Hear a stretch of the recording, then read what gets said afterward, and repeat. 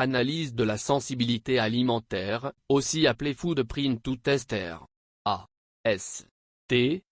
Radio-allergosorbe test, beaucoup d'entre nous présentent une sensibilité à certains types d'aliments. Ces sensibilités peuvent se manifester de différentes manières. Alors, existe-t-il un test spécifique capable d'identifier les aliments responsables de ces réactions? Cette analyse peut aider à détecter si votre corps réagit négativement à certains aliments. Voici maintenant une question fréquente, y a-t-il une différence entre la sensibilité alimentaire et l'intolérance alimentaire? Donc, si vous avez remarqué des symptômes étranges après avoir mangé, que ce soit au niveau de la peau, de la digestion, ou même du cerveau, il est peut-être temps d'envisager un test de sensibilité alimentaire. Restez avec moi.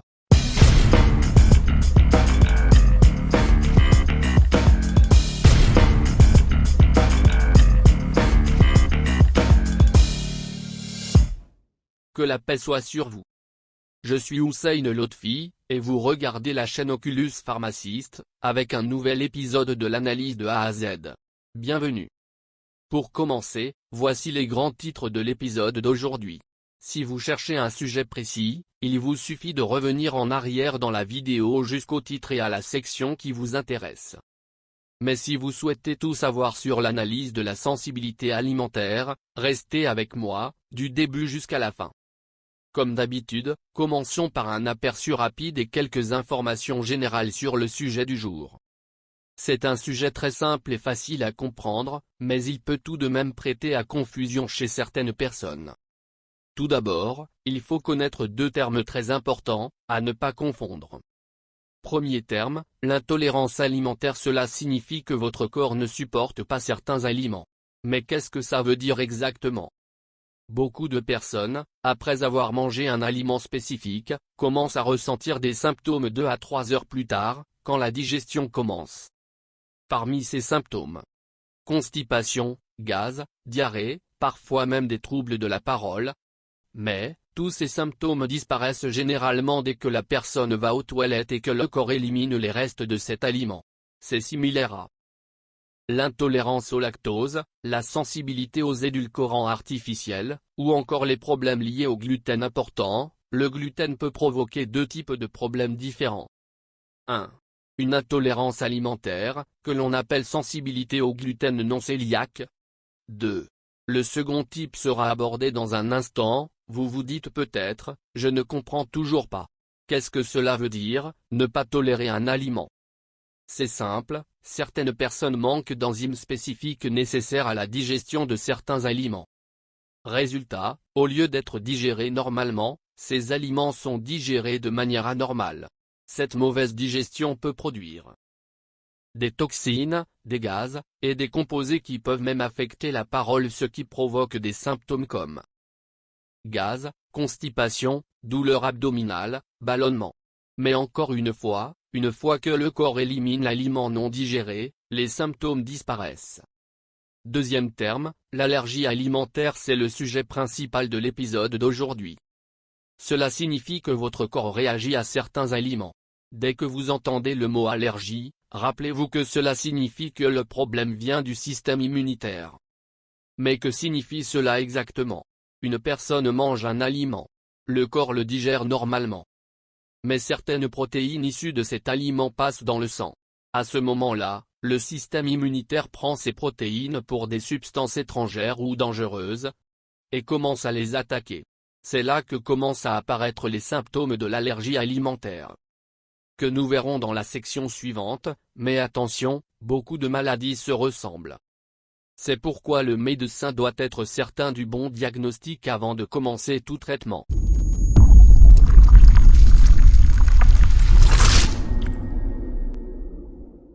Le deuxième titre de l'épisode d'aujourd'hui. Quels sont les symptômes des allergies alimentaires? Comme nous l'avons expliqué précédemment, le système immunitaire commence à réagir à certaines protéines présentes dans les aliments. Cette réaction peut apparaître dans le corps sous 3 formes principales de symptômes. 1. Symptômes cutanés. 2. Symptômes digestifs, côlon et intestin. 3. Symptômes respiratoires. Commençons par les symptômes cutanés, les réactions allergiques visibles sur la peau. Ici, nous avons 3 formes bien connues. Premièrement, l'apparition de l'urticaire, appelé communément bouton ou plaque rouge. Cela se produit souvent 2 à 3 heures après avoir mangé un aliment auquel le corps est sensible, comme le poisson. Une plaque rouge, enflée et surélevée apparaît sur la peau. Elle est accompagnée de fortes démangeaisons et d'une sensation de brûlure. Deuxièmement, l'œdème de Quincke, angio-œdème, une forme plus grave nécessitant une hospitalisation. Cela commence par un gonflement autour des yeux, des lèvres et des oreilles. Il peut aussi y avoir une chute de la tension artérielle. Cette situation peut conduire à des complications graves, nécessitant une prise en charge médicale immédiate. Troisièmement, l'eczéma. Lorsque vous entendez le mot eczéma, pensez à une allergie retardée, qui apparaît quelques jours ou même semaines après avoir mangé l'aliment en question. C'est aussi une réaction du système immunitaire aux protéines alimentaires. Il existe différents types d'eczéma. Aigu, disparaît en quelques semaines ou mois. Subaigu, peut durer jusqu'à 3 semaines. Chronique, dure plus longtemps que cela. Les symptômes fréquents incluent rougeur, démangeaison, peau qui pèle ou qui s'écaille, crevasse ou fissure dans la peau. Dans certains cas, l'inflammation peut laisser des cicatrices, ou des zones de peau plus claires ou plus foncées que la normale. On appelle cela l'hyperpigmentation ou hypopigmentation post-inflammatoire. Passons maintenant à la deuxième catégorie de symptômes. Les troubles digestifs liés au système gastro-intestinal, GI. Ces symptômes ressemblent à ceux d'une indigestion. Gaz, ballonnement, vomissement, douleur abdominale et parfois diarrhée. Vous pourriez demander, comment faire la différence entre une allergie alimentaire et une simple indigestion? C'est une excellente question, et nous y répondrons clairement dans la section suivante, lors des étapes de dépistage. Mais l'indice principal réside dans l'analyse sanguine, comme nous allons l'expliquer. Et maintenant, la troisième catégorie de réactions allergiques, les symptômes respiratoires. Ils peuvent inclure difficulté à respirer, troubles du sommeil, oppression dans la poitrine, sifflements ou bruits anormaux, essoufflement, et autres symptômes similaires. Vous vous demandez peut-être, d'accord, je vois les symptômes. Mais que se passe-t-il exactement dans le corps? Voici une explication simple. Dans votre corps, vous avez des cellules immunitaires appelées mastocytes. Ces cellules circulent dans le sang et contiennent de petites poches remplies d'histamine. Quand vous mangez un aliment considéré comme une menace par votre corps, les protéines de cet aliment se lient aux mastocytes. Cela déclenche une réaction, les mastocytes éclatent et libèrent l'histamine. Que fait l'histamine? Elle se fixe aux récepteurs situés sur les parois des vaisseaux sanguins sous la peau. Ces vaisseaux sanguins fonctionnent comme des filets, ils ne sont pas complètement fermés. Quand l'histamine se fixe, elle élargit les mailles du filet. Cela permet au liquide de s'échapper vers la peau, ce qui provoque le gonflement. Ce gonflement donne l'aspect surélevé de l'urticaire.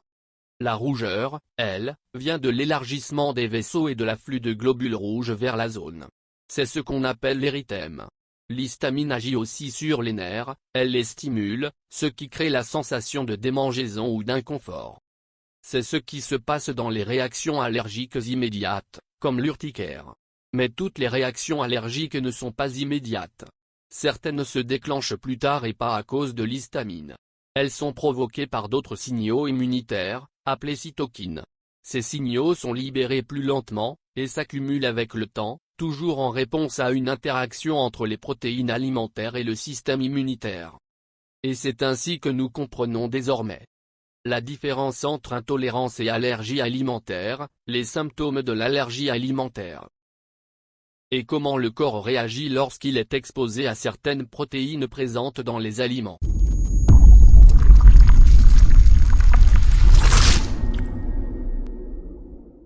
Le troisième sujet de l'épisode d'aujourd'hui, comment un médecin peut-il identifier le type d'allergie alimentaire dont vous souffrez? C'est le cœur même de notre épisode aujourd'hui. Comment le médecin détermine-t-il à quel aliment précis vous êtes allergique? En réalité, il existe 4 types de tests qui peuvent aider à identifier l'origine de l'allergie alimentaire. Vous pourriez demander: pourquoi devrais-je faire ces tests? simplement parce que tout traitement d'une allergie alimentaire, quel que soit le type, commence toujours par la première et la plus importante étape. Arrêter la cause. Qu'est-ce que cela signifie? Cela ne sert à rien que je vous prescrive des médicaments, crèmes, cortisone, antihistaminiques, si en même temps, on ne supprime pas l'aliment responsable du problème. Tant que la cause reste dans votre alimentation, vous continuerez à souffrir des symptômes. Nausées, vomissements, éruptions cutanées, etc. Donc encore une fois, première étape. Trouver et éliminer la cause. C'est tout le but de l'épisode d'aujourd'hui. Nous voulons vous aider à comprendre la cause, et à la supprimer. Parlons maintenant des 4 tests principaux que votre médecin peut utiliser. 1. Test d'allergie cutanée. Aussi appelé test par prick ou test cutané par piqûre.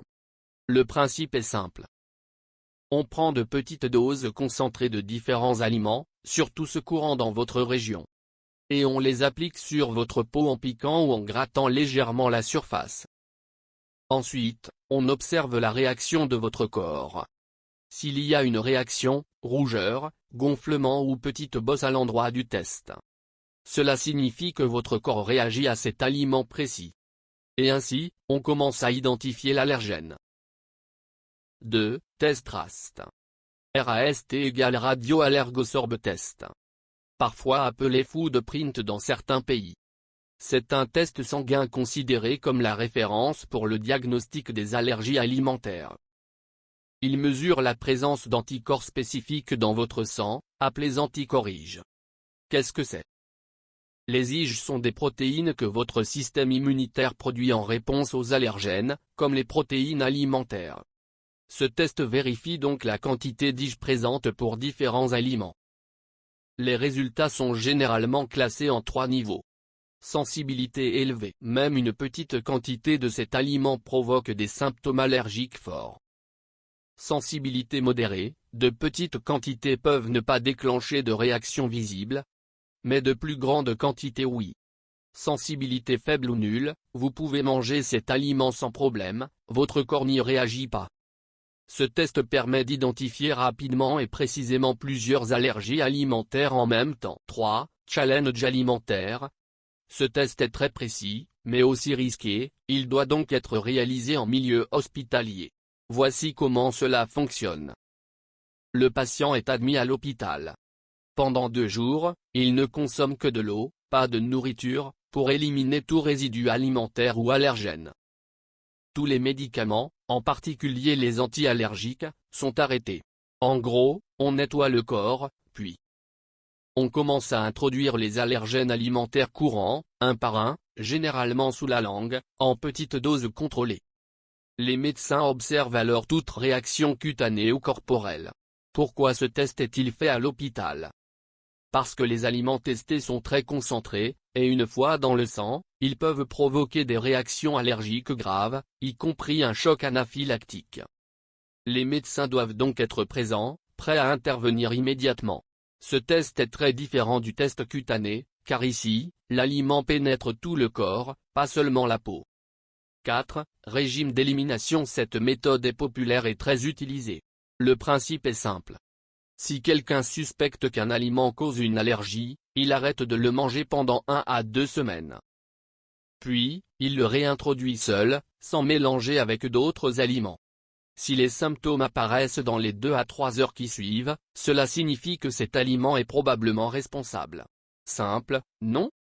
Mais il y a un problème. Cette méthode ne permet de détecter qu'une allergie à la fois.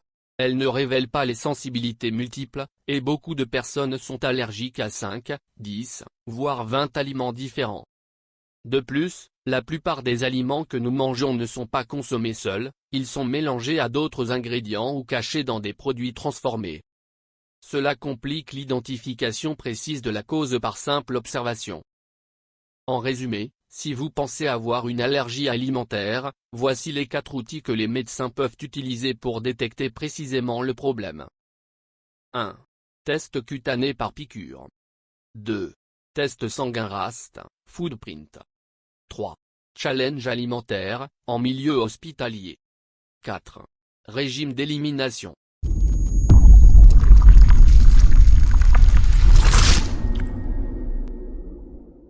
Le quatrième et dernier sujet de l'épisode d'aujourd'hui, quels sont les aliments les plus courants qui provoquent des allergies?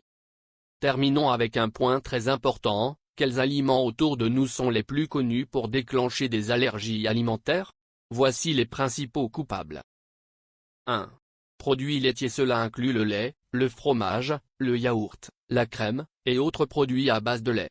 Ce sont parmi les déclencheurs les plus fréquents de réactions allergiques. 2. Surtout le blanc d'œuf. Gardez ceci en tête, certaines personnes peuvent ne réagir qu'à certaines marques d'œufs. Pourquoi? Parce que l'alimentation de la poule influence la structure des protéines dans l'œuf. Par exemple, vous pouvez constater que les œufs d'une marque ne posent aucun problème, alors qu'une autre marque déclenche une réaction, simplement parce que les poules ont été nourries différemment. 3. Cacahuètes, haricots soudanais, un des aliments allergènes les plus connus. Et ce n'est pas seulement la cacahuète entière, beaucoup d'aliments transformés contiennent du beurre de cacahuète ou des traces de cacahuètes. Faites attention à bonbons, barres de snack, sauces, huile de cacahuète. Tous peuvent contenir des cacahuètes cachées. 4. Fruits à coque. Cela inclut les noisettes, noix, amandes, etc. Ils sont particulièrement importants à surveiller chez les femmes enceintes ou allaitantes. Vous pourriez demander, pourquoi les noisettes et les fruits à coque sont-ils un problème pour les femmes enceintes? Voici l'explication. Pendant la grossesse, beaucoup de femmes développent une résistance temporaire à l'insuline, due à la prise de poids et aux changements hormonaux. Cela augmente le taux d'insuline, et entraîne souvent des envies de sucre. Après l'accouchement, la mère peut continuer à consommer beaucoup de sucreries, notamment des chocolats contenant noisettes et fruits à coque. Lorsqu'elle allaite, les protéines de ces aliments passent dans le lait maternel jusqu'au bébé. C'est pourquoi beaucoup de nourrissons développent une dermatite atopique, leur visage deviennent rouge, enflammé, et sec. Dans beaucoup de cas, ce n'est pas la faute du bébé, mais plutôt un résultat de ce que la mère mange pendant l'allaitement. 5. Soja. Les fèves de soja et les produits à base de soja, comme le lait de soja, les snacks au soja, et les substituts de viande, sont de plus en plus courants. Mais le soja est aussi l'un des allergènes alimentaires les plus fréquents, notamment chez les enfants. 6. Blé, gluten. Le gluten est la protéine contenue dans le blé, et il y a deux principaux problèmes possibles. Intolérance au gluten, non immunitaire, le corps a du mal à digérer le gluten correctement, ce qui cause des symptômes digestifs, mais sans réaction du système immunitaire. Allergie au gluten, maladie cœliaque, c'est une réaction immunitaire au gluten, qui nécessite un régime strict sans gluten. Pour faire la différence, votre médecin fera habituellement un test diagnostique approprié, qui peut inclure une biopsie de l'intestin grêle. 7. Poisson. Les allergies aux poissons sont courantes, surtout avec saumon, thon, maquereau. Cependant, il est important de savoir que, être allergique à un type de poisson ne signifie pas que vous êtes allergique à tous les poissons. Chaque espèce contient des protéines différentes, donc une personne peut réagir au thon, mais pas au saumon ou au maquereau. Mot de la fin. Et voilà, nous arrivons à la fin de notre vidéo sur l'allergie et la sensibilité alimentaire. J'espère que cet épisode vous a été utile et riche en informations précieuses. Si vous avez aimé le contenu, n'oubliez pas de liker, de vous abonner, et de partager la vidéo. Vous pouvez aussi soutenir la chaîne via Patreon, PayPal, ou directement via YouTube. À la prochaine. Bonne nuit, je suis Hussein Lotfi et vous avez regardé Oculus Pharmacist.